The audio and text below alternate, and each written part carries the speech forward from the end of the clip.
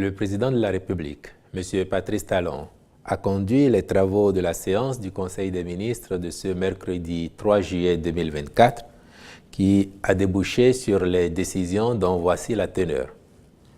S'agissant des mesures normatives, il a été adopté sous cette rubrique le décret portant transmission à l'Assemblée nationale pour autorisation d'adhésion du Bénin au traité de Marrakech visant à faciliter l'accès des aveugles, des déficients visuels et des personnes ayant d'autres difficultés de lecture aux textes imprimés, aux œuvres publiées du 27 juin 2013.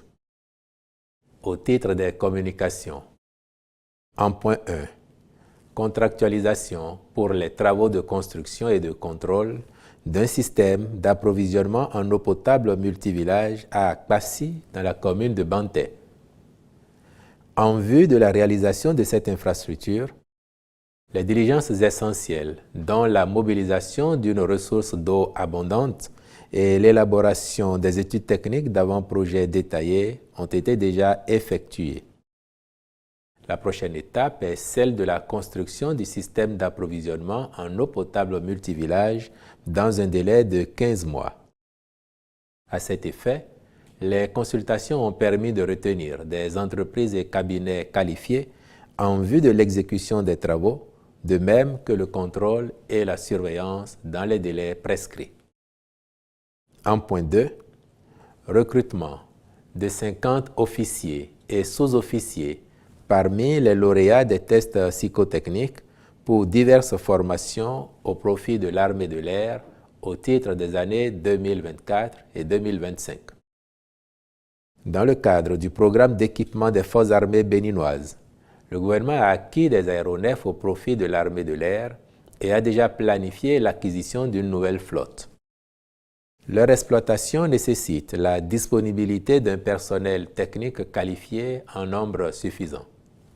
Or, l'effectif des pilotes et techniciens actuellement en formation dans diverses écoles est en deçà des besoins à combler.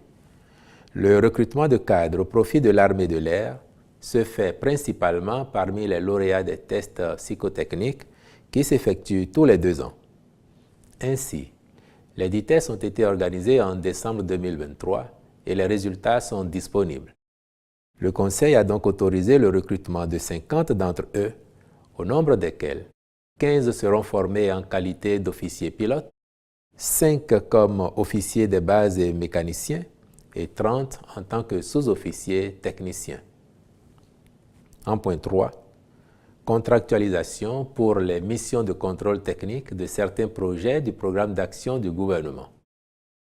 Au terme d'un processus de consultation lancé par la Société des infrastructures routières et de l'aménagement du territoire SIRAT, les cabinets ayant présenté les meilleures offres répondant aux exigences des thèmes de référence ont été retenus pour réaliser des missions de contrôle technique durant les phases de conception et d'exécution des travaux. Ces missions sont relatives, entre autres, à la sécurité des personnes, la solidité des ouvrages, l'accessibilité aux infrastructures des personnes handicapées, le fonctionnement des installations, la vérification des exigences d'isolation acoustique dans les bâtiments autres que d'habitation, la vérification des installations électriques avant leur mise sous tension, l'isolation thermique et les économies d'énergie dans les bâtiments. D'une part, sont pris en compte à cet effet les projets de construction de la cité financière, du quartier culturel et créatif de Cotonou, de l'Arena, des hôtels de ville de Cotonou et de Porto Novo, du siège de la Loterie nationale du Bénin, comme de l'Institut national de la statistique et de la démographie INSTAD. D'autre part, sont concernés les projets de construction de la prison civile de Ouedo, de l'extension et de la réhabilitation des maisons d'arrêt de Lokossa, Savalou, Abomey, Parakou et Natitengu, ainsi qu'une partie de la prison civile d'Akprom-Iserete. En point 4, adoption du programme spécial d'intensification des productions maraîchères et céréalières. En raison des effets du changement climatique et de la forte chaleur observée entre les mois de janvier et mai, la campagne agricole a été marquée, entre autres, par une faible production de cultures maraîchères, notamment la tomate, l'oignon, le piment. Il en résulte que la disponibilité de ces produits s'est faite rare, entraînant un renchérissement de leurs prix sur les marchés. Par ailleurs, il convient de rappeler qu'en dépit de la hausse de la production céréalière, en particulier du maïs, les exportations incontrôlées vers les pays de la sous-région ont également induit une envolée des prix. En vue d'éviter que ces situations se répètent de façon cyclique, le gouvernement a retenu un ensemble de mesures pour intensifier durablement les productions maraîchères et céréalières afin d'en assurer la disponibilité et l'accessibilité aux populations. Un programme spécial est donc mis en place pour apporter et ou amplifier des innovations technologiques déjà développées par certains projets actuellement en cours d'exécution.